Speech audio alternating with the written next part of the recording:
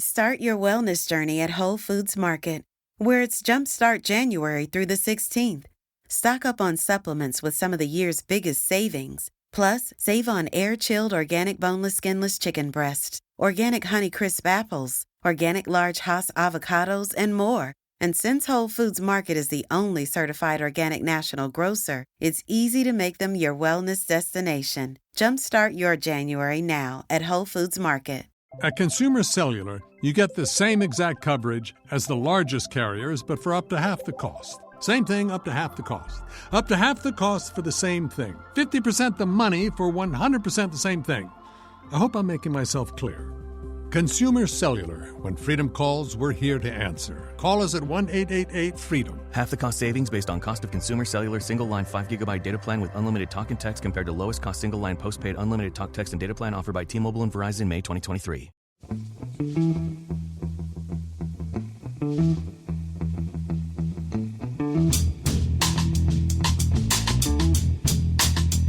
Hello and welcome to The Price of Football, the show that looks at the money behind the beautiful game with me, Kevin Day, and Liverpool University's Kieran Maguire. You may already know there's a hint of excitement in my voice. That's because Kieran and I have just been chatting about our first news story, and of course it's about his bestest friend ever. And you got a text from her, Kieran, didn't you? I did from Tracy Crouch, who is delighted that the 10 recommendations of the fan-led review have been endorsed by the government. So happy about that. Not as happy about the time frame, I think it's fair to say. In an ideal world, it would have been good if it was going into the next Queen's speech. I think realistically, we're looking at 2024 before it comes into legislation. And I think the concern of quite a few people is that gives the lobbyists that the Premier League in particular will be using, and also potentially the Football Association itself, and their strategy will be they'll be wheeling out the big guns to deny, discredit, and dissuade people from endorsing all of the recommendations. Yeah, I presume she said she was happy after a series of emojis, smiley face, and then a bit of, how are you, Kieran? I'm all right, thank you. When are you next in London? But she can't be happy about the Premier League reaction. I'm surprised by how publicly vehement they were. It wasn't a kind of, well, we welcome this, but there are issues. It was like, no, we don't want it. We don't want an independent regulator. We'll do what we can to stop it, which I don't think PR-wise is a very good response. Yes, I think the strategy will be the Premier League's been very successful. So if it ain't broke, there's no need to fix it. And the thing is, the regulator is not going to be getting involved in day-to-day things. And a lot of the success of the Premier League is down to the broadcasting rights. Well, negotiating those contracts, that's down to the Premier League. Nobody's suggesting that the regulator gets involved there.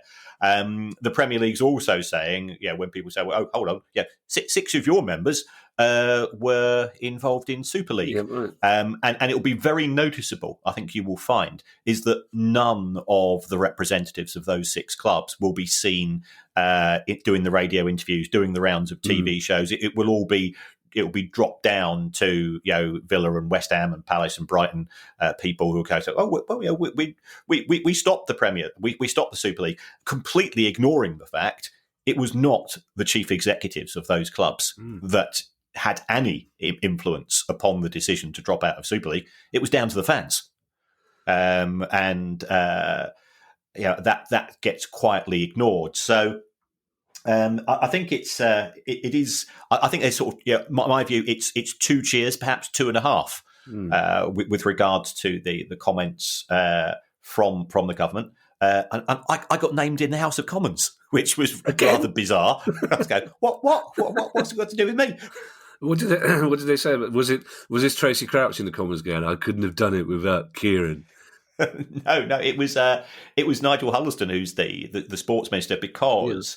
Along with my very good friend Christina at the University of Portsmouth, I've not said anything about this, but we'd been commissioned by DCMS to do some research into the finances of the game with a view to saying these are the challenges. So the government put that out at the same time as the announcement, which as you know, I'm normally never far away from a microphone in this somewhat surreal life that we're living at present. And when that got added into the mix, I finished on Monday night with Colin Murray at 10-1 in the morning, sort of after one of those days of I don't know what day of the week it is anymore because it was fairly full on.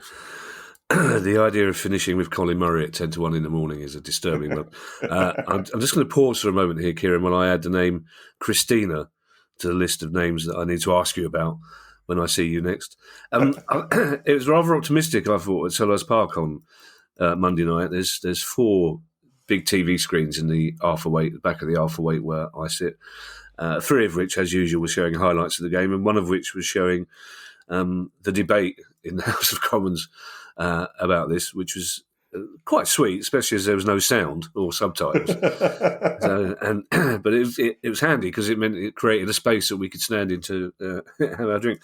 But the government, Boris Johnson and his government, had some quite harsh words to say to football, didn't they? I mean, they basically said we've suggested in the past that you put your own house in order. You haven't done that, so we're taking matters into our own hand, which I thought, again, in terms of getting fans on board, was quite clever, but unusual for them to be so open about something like that with football authorities. Yeah, I think there is a sense of frustration that football is a successful industry. There are challenges in it. Put on your big boy pants and sort it out. And that doesn't appear to have been the case. The EFL are still saying if we have 25% of the Premier League TV money, that solves all the problems. And I'm going, I think it's a little bit more complex than that. Because every time, to be fair to the Premier League, it has increased the amount of money that is going to EFL clubs. How that should be distributed, I think, is a matter for more intense debate and more nuanced debate.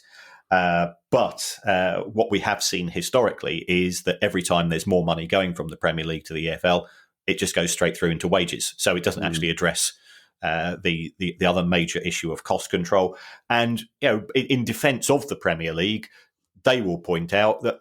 Let's take a look at what we've got in the Championship. We've got Stoke City, and we've said Stoke City's owners are richer than God, so why should they have more money? We've got Fulham paying at least one of their players well over £100,000 a week in the Championship, again being financed by the owner. And therefore, why should the owners of Palace and Brighton and though we know where we are in the pecking order of football? Why should those clubs increase their losses in order to effectively subsidise what's happening in the EFL? So I think there's been some sort of very simplistic comments made, and ideally going forwards, a lot of the recommendations, to be fair, the Premier League have not pushed back on things like the golden share and the shadow boards,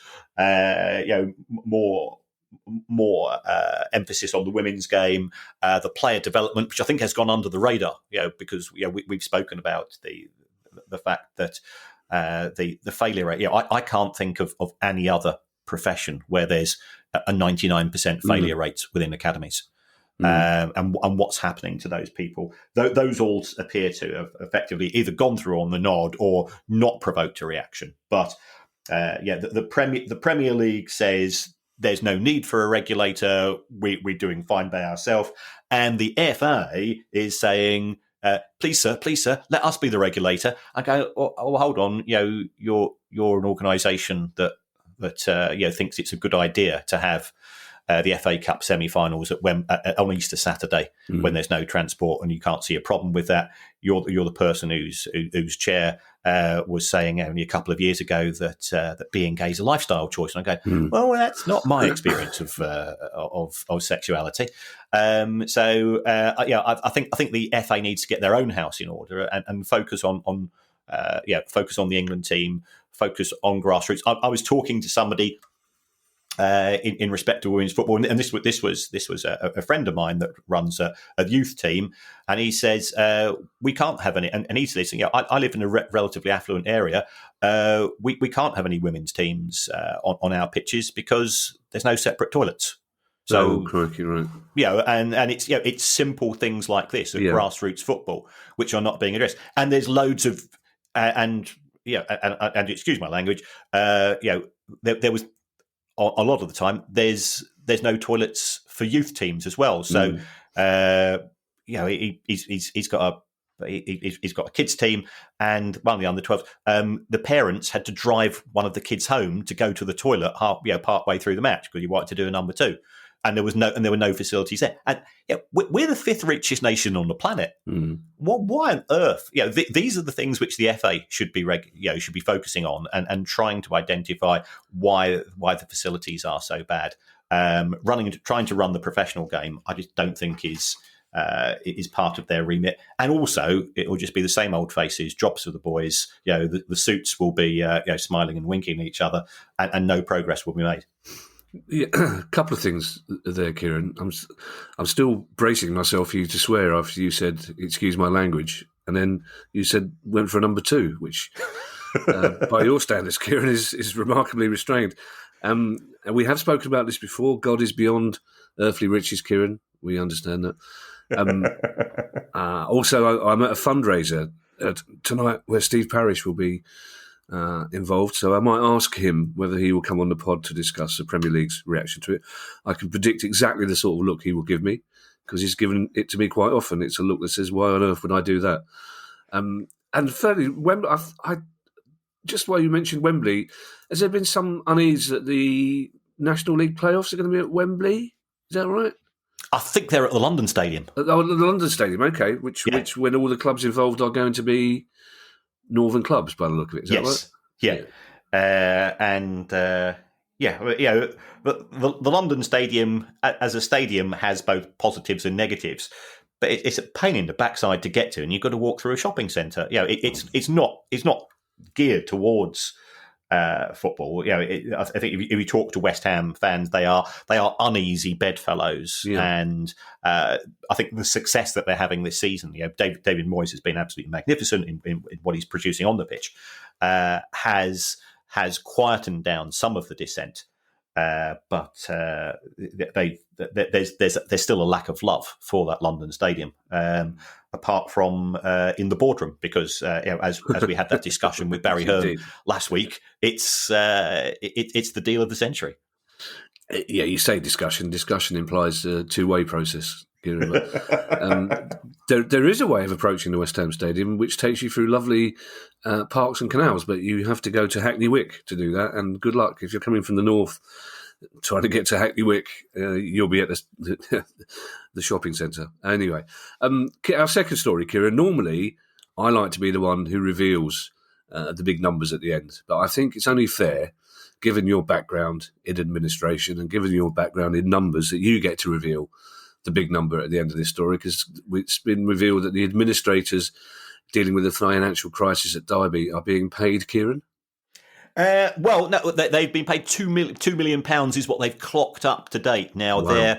Their initial estimate was £1.5 million, and they're saying we're charging an extra £500,000, and we've clocked up these extra costs due to extra responsibilities in due to selling the club. Well, the thing is, when you take on a job, you know what you're doing, or you should know what to expect.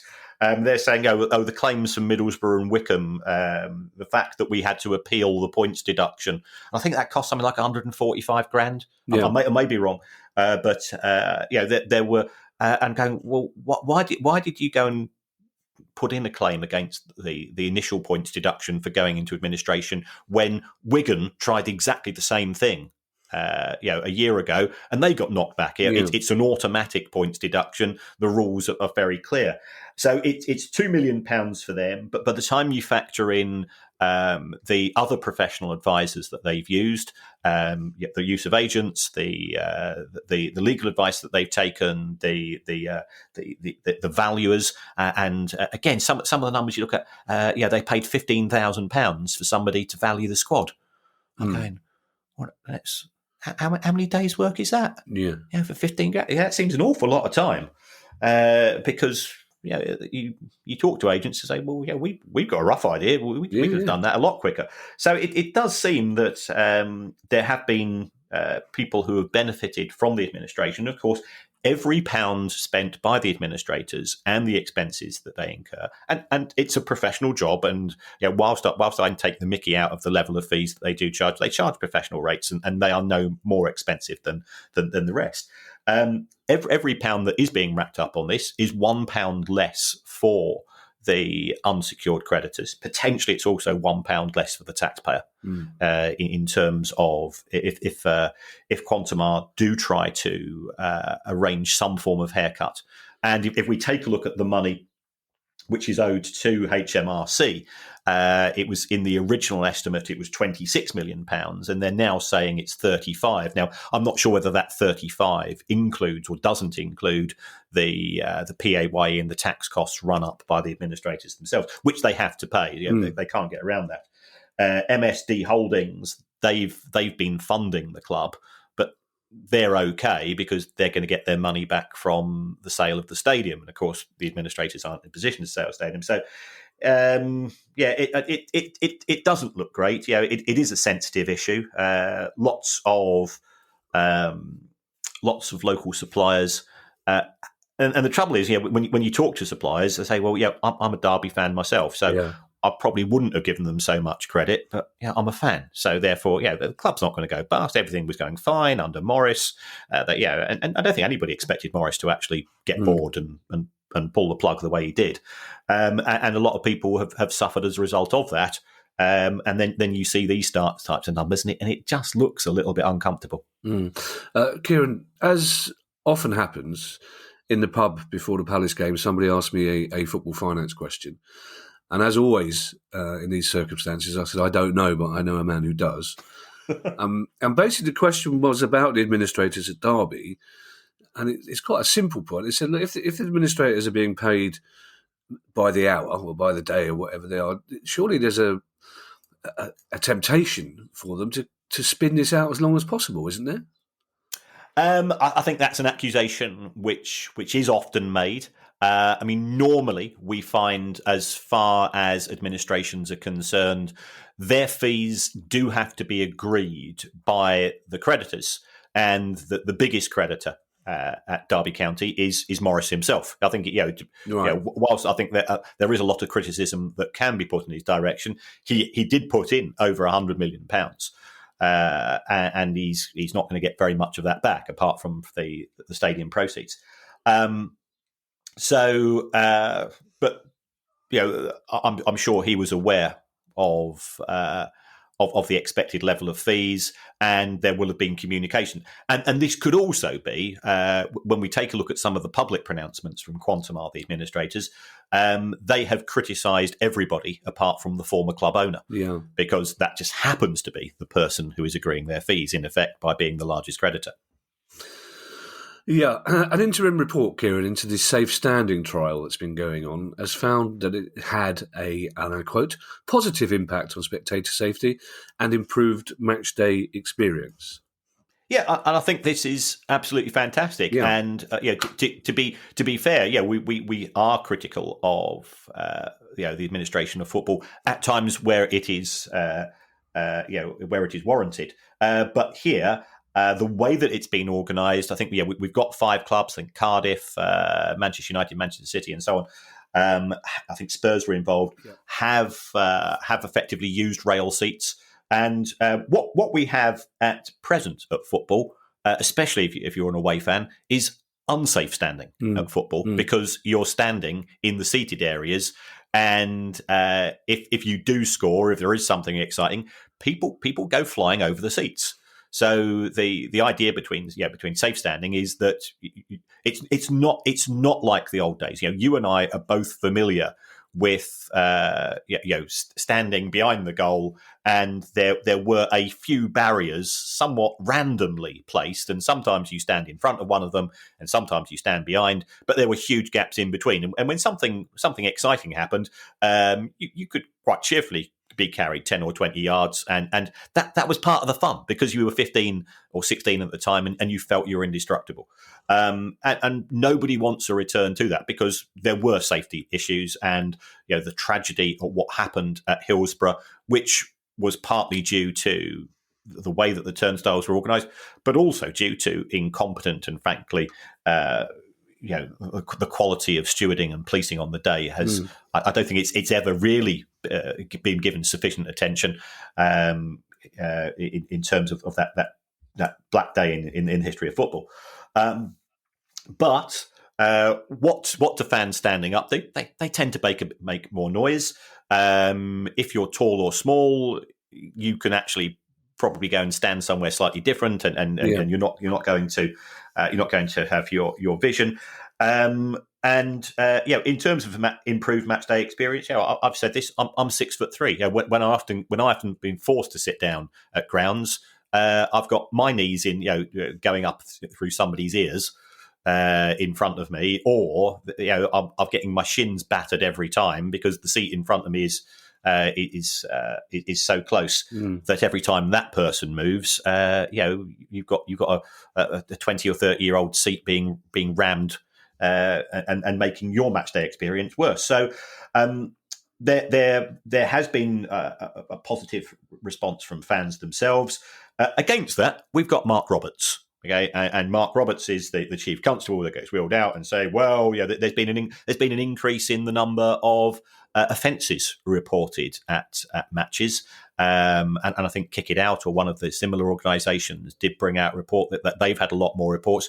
But unfortunately, I think that's an indication of a change in behaviour of people post coming out of lockdown. And I'm going to Wolves on Saturday, and I'll say it now, the DDO brigade will be on the trains, and DDO stands for Dickhead's Day Out. And it's people who go, well, there might be other people, there might be families on the train, there might be some people who are looking a bit vulnerable, but we're going to still act like dickheads, and we're going to start on the cans from the moment. And again, I've got no issue. If people want to drink on trains, that's fine. It's part of your match day out, but just you can still be nice to people. Yeah, unfortunately, the big problem at the moment is the fact that. And I never thought I'd be saying this on this pod, Kieran, but it is a finance pod, is that cocaine is now so cheap that you have a whip round and get a gram of that, and it's the same price as 5 pints of beer. That's part of the problem at the moment. I had a bruise for about 4 weeks after we equalised against Millwall in the Mickey Mouse Cup, and ended up 3 rows further down than where I had been standing. That's partly because that away end at Millwall is like you say, it's not really fit for purpose, and it's so high up. 3 rows further down than where you started is 3 rows towards a plummet towards the pitch. But the finance issues, I think what is baffling some people is that there's no indication that a standing ticket is going to be cheaper than a seating ticket. And of course, traditionally, that was always the case. And one of the big factors behind the push for safe standing was that it would be economically more viable for those people that have been priced out of football. But that doesn't look like it's the case, is it? I don't think so. I mean, at present, what we have seen under the changes that have, it's effectively been a 1-for-1 swap. Yeah. So, and also, from the club's point of view, there's. I don't want clubs to have less money to a certain extent. If they want to reduce the price of tickets overall, that's fine. But clubs are losing money, so changes which is going to reduce revenue for the sport as a whole aren't going to work. There has been talk. Well, if we could have 120 standing fans for every 100 seats, does that give clubs the opportunity to reduce ticket prices? Possibly. I think the areas in which we will see the safe standing is going to be behind the goals, because actually, we've now had a generation of fans, and I was completely opposed to seating areas. Because for me, seats are for old people. Yeah, of course. And I still think, even though I'm 60, I still think I'm a kid from the terraces, and stand behind the goal, and because I now supposedly sit behind the terraces, and from that point of view, I think that there is. I think we need to ensure that we can have some financial stability. And when I went to see The Mission last week, I thought, bring up it was the same price to stand or sit, and that didn't bother me in the least. When I go to other gigs, quite often the standing tickets are more expensive because you're closer to the band or whatever it's going to be. Yeah. So, and I think there has been a change in mentality amongst us as, and I hate to use the word consumers because I don't see myself as a consumer of football. Football's a religion rather than a commercial product to people like you and me. And therefore, the pricing is neither here nor there. There's a broader issue in that our prices in general too expensive, but I don't think using standing versus seating is a valid exercise. Kieran, you are a consumer when you go to Brighton. Unfortunately, it's quinoa and cheese that you consume. Rather than, speaking of which, as predicted, Henry Cheese, our Brighton supporting fan from the last pod, came in for some unfortunate stick in the pub on. Yes, I believe. I was amazed how many people listened to the pod. One of the legendary hard men of the pub came up to tell me what he thought about Henry Cheese, vis-a-vis all the other Brighton fans, or Tesco's as he called them. Which made me laugh. I'm sure Henry Cheese is a lovely man, but he's now become synonymous for everything that's wrong with Brighton.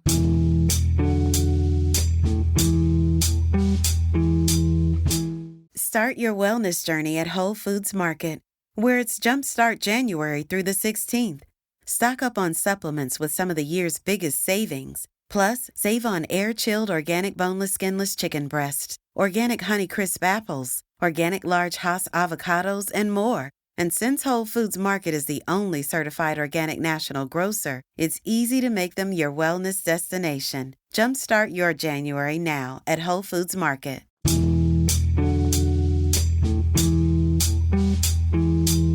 You mentioned the FA, Kieran, and how you thought they might not be the people to regulate the game. And here's one reason why.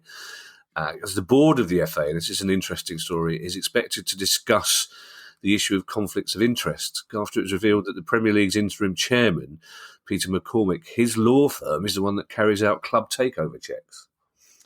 Yes, we've said on regular occasions that communication, transparency are really critical because football. Liverpool's motto is "This means more." Their marketing slogan is "This means more."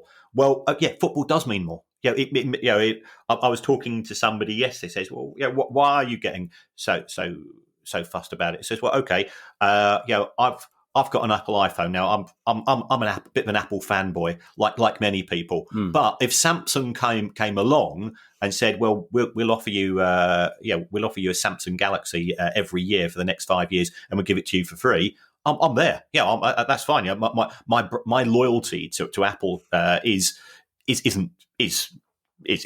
significant, but it's not overwhelming. And you and I would both say this: if Brighton came to you or Palace came to me and says, look, we appreciate everything you've been doing for football, we're going to offer you a free season ticket for me to go and watch Palace, or you to go and watch Brighton, you say thanks, but no thanks. There are no, Kieran, what we do, we'd swap. Well, that's we'd beat the system, man.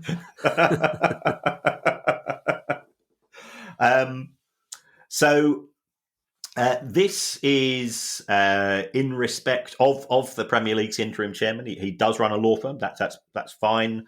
But he worked on the Newcastle takeover. Now, if his firm is earning money whilst the Premier League is making a final decision as to whether or not the PIF should acquire Newcastle United, then you go, that doesn't fit too easily. It then turns out, and again, are we being too tenuous here? Amanda Staveley's dad is a client of his law firm. And you go, but the Premier League's now saying that Amanda Staveley becomes the owner, and it all just looks a little bit uneasy. Now, law firms, accountants, banks, all of these organisations, they do have separate teams working on projects. They do have what's known as Chinese walls in order to prevent this. But there's a case for saying, given the extra attention that the football industry has, you would have thought that there would have been disclosure from the Premier League. And instead, I picked up this story from Martin Ziegler's column in the Times. And the trouble is, if you are not proactive and a story breaks, it looks as if you've got something to hide. And when it comes to football, I think the people involved, to a certain extent, have got to be a bit like Caesar's wife. Not only have they got to be virtuous, but they've got to be seen to be virtuous as well. And this looks just a little bit tacky.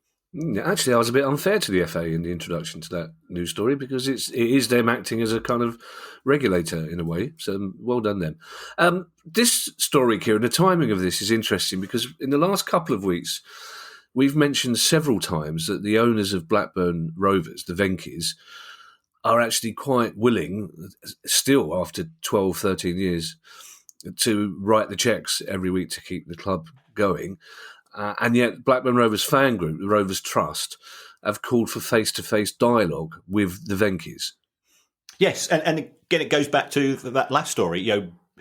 The problem that the Rovers Trust have is the Venky's have been ridiculously generous. We quoted those figures on the Sunday show. And they've been benefactors who have funded the club, but from the point of view of the fan groups, who have to a certain extent have now been won round. The initial hostility towards the Venky's has diminished. I think fans have appreciated that their continued support has benefited the club. I think what the Rovers Trust want to know is what's in this for you? Why are you doing this? And how long are you going to continue doing this? Because they've seen what's happened. If you think about where Blackburn is, and then they've got Wigan, Oldham, Rochdale, Bury, Bolton. All of these clubs within a relatively small radius of Blackburn have suffered various forms of financial distress and ownership distress. And this goes back to our very first story in terms of the recommendations of the Tracy Crouch review. One of those is the idea of shadow boards, greater fan representation, dialogue, conversation, and that's what happened when you've got a void, when you've got no news coming out. The internet loves a vacuum, and the internet, especially with Elon Musk taking over Twitter, that vacuum is going to become increasingly unmonitored by the sounds of things, and stories can fill themselves. So I'm just a great believer. Be upfront, be proactive, communicate, and why is it that Blackburn fans are doing this and Accrington Stanley fans are not? Well, it's because Andy Holt.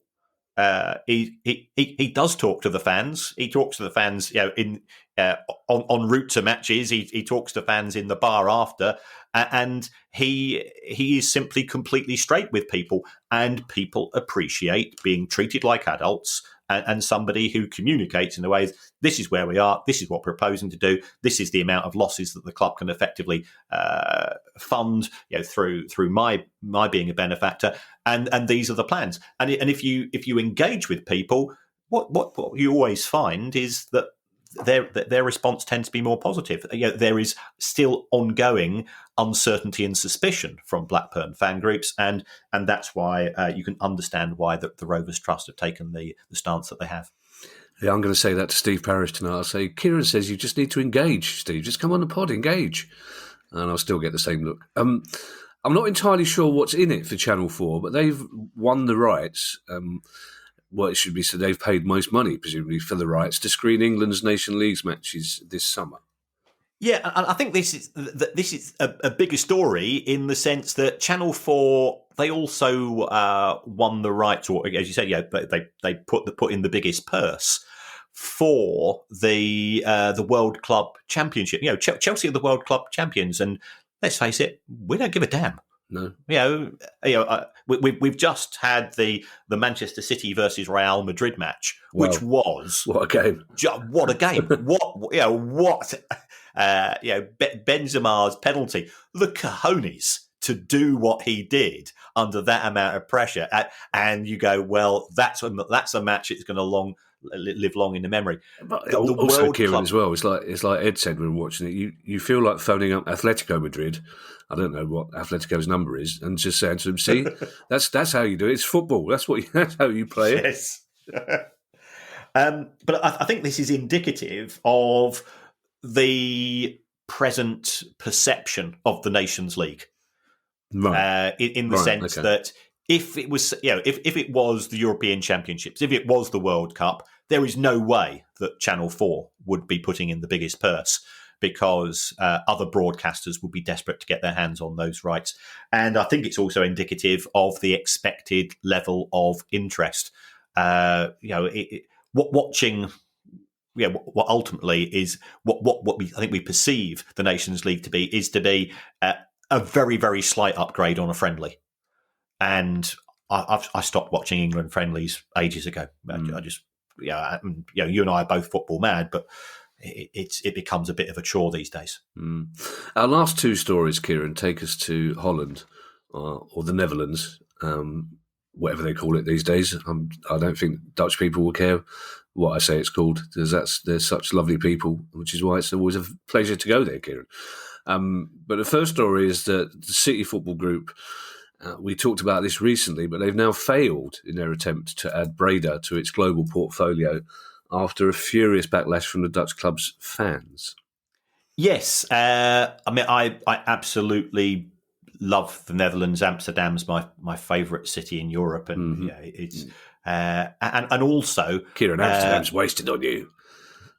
Seriously, part of Amsterdam is wasted.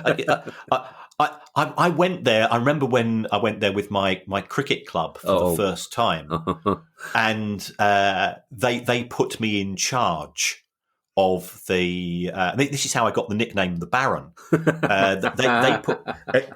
They say, "Why are you going there, Kieran? Because you don't drink and you don't take drugs." Yeah, we're trying to work out. But I said, "I'll negotiate." So I negotiated, shall we say, wholesale. On behalf of the team, so this is where I got this reputation from, and I did save one of my colleagues who was again, I don't know what it's like. I've never taken drugs. I've never drunk alcohol. I don't understand the behaviour of people when they're under that, because I can't empathise to that extent. But one of my colleagues was about to go into a window with a person, and he was looking at the top half of the person, and I'd spotted something in the bottom half, which was a bonus ball, shall we say? And still to this day, every time I see him, you do realise that I saved you from that particular activity with a transsexual, and he to be fair, he has thanked me on many occasions. Has he, Kieran? Really? Maybe he didn't want to be saved, Kieran. Maybe you ruined the moment in his life he was building up to. And not only have we lost, we've lost BAFTA this week and the next two. They're not even going to listen to the next two pods, Kieran. Yes, there is an Iggy Pop anecdote in relation to this, which we won't go into, because I don't want to lower the tone of the show any further. I don't think it can be lowered any further, Kieran, but carry on. So, yes, back to the story. Yes, NAC Breda, the fans there, this is a fantastic example of organisation. What the NAC Breda fans did, and I'll stop the Steve McLaren impersonations now. How you should. Is that they got some banners, and a few of them got in their cars, and a bunch of 4 lads went to City's ground or City's training ground and stuck up this banner, that was. It was fairly robust in terms of its rebuttal of the proposal of City Football Group. There is an absolutely superb Twitter account called Fanzine Derat, Derat, and on behalf of Braiders fans, and they are very, very entertaining. So what the fans did was that they put pressure on some of the shareholders. And I think there were some shareholders who between them have what we refer to as the golden share. Yeah. And it goes back to our first story. And we've got our friend Stuart, who we know who's a bit of a guru because he's a lawyer in terms of golden shares. And effectively, they went to these people and said, look, you have the ability to prevent the transfer of control of the club and its culture and its history and its heritage, which means so much to us. Going to City, we would feel that we were effectively becoming a feeder club. Yeah. We would feel that we were losing our identity, and Dutch people are very proud of their identity. To what is effectively a global conglomerate, and as a result of that, the deal effectively was, or the proposals were withdrawn. They were rejected, and the club has preserved its natural identity. So again, example of what happens in the boardroom is one thing, but fans can influence this by the old school things of don't get violent about it. Be smart, be funny, be innovative, communicate, get in the faces of people, and all of a sudden, as we saw with Super League, it was fan pressure that led to the collapse of Super League. It wasn't Christian Perslow and friends. And here it's again down to the fans, and they've stopped this deal going through. And City Football Group will continue to be successful, but without this particular club as part of its armoury. I know from experience, Kieran, as well, that Rotterdam is every bit as vibrant as Amsterdam. And Feyenoord of Rotterdam have dropped plans to build a new stadium because of spiralling costs. Yes, they were planning to move to a 63,000 capacity stadium, which surprised me. I thought it wouldn't be as big as that. The costs, I think, as a result of material costs, supply chain issues, trouble getting labour as well. The costs were estimated to go up from 385 to 425 million. I think they had taken out a loan using the stadium as collateral, and I think there was a bit of concern there because the loan was to an American bank who they weren't very keen on. They owed the taxman some. So Feyenoord's finances aren't brilliant, but I think they've made the decision here, and it's a difficult one because new stadium means new streams of revenue and increased revenue from increased capacity. But they've made that decision, and again, there's an emotional tie to an old stadium. My experience in moving from one to the other is that overall the pluses outweigh the minuses. But it looks again, if the Dutch fans here are broadly happy with the decision that's been made. Yep. Tickets are now on sale for the second Price of Football live on Tuesday, May the 10th at the Wham Stadium, home of Accrington Stanley. Click on the link in the description of this episode or look at our social media feeds to get your tickets now. There are still a few left, only a few. And thanks to everyone who's donated to the pod via our Patreon page. People like Dom Rand, who says, I was considering cancelling my donation to POF Podcast due to previous football results by Kevin and Kieran's teams against mine. But as Brighton beat Spurs, all is forgotten. Come on, you Gooners. Why do I have to read out the last bit? I was perfectly happy reading it all out, except for that last bit. But come on, you Gooners. Okay. If you'd like to make a small monthly contribution to our always free to air pod, then please go to patreon.com/priceoffootball. And of course, if you have a question you'd like answered on our Monday questions pod, email us at questions@priceoffootball.com. And in the meantime, I shall hand you over to Mr. Kieran Maguire for his customary farewell. Well, as always, thanks for all the feedback, folks. And for those of you who are thinking about coming to Accrington Stanley, part of the show, we will be doing a Q&A. So for those of you that have who are down. I think Producer Guy does sometimes send out lists to people. You are now 923rd in the queue.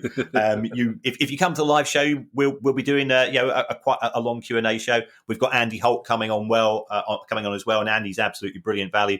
And you look at the feedback from the last show, and we were delighted. Everybody had a rocking time. But if you want to support the show in other ways, one of the ways that you can do that is to go to your app from which you download your podcasts, and if you can give us a review, because the more reviews we get, the higher up the tables we appear due to the algorithms that are used by the likes of Apple and Spotify and so on. And if you can give us 5 stars, if you think we deserve it, of course you don't. But it certainly helps us, and apparently it doesn't matter. It doesn't matter what you write. You could say you would prefer the show was presented by Iggy Pop and Steve McLaren, ideally using his Dutch accent. And it wouldn't make a blind bit of difference to me. And, myself and Kevin, our egos can cope with it as well. How you say in Dutch? Bye, everybody. Bye. The price of football.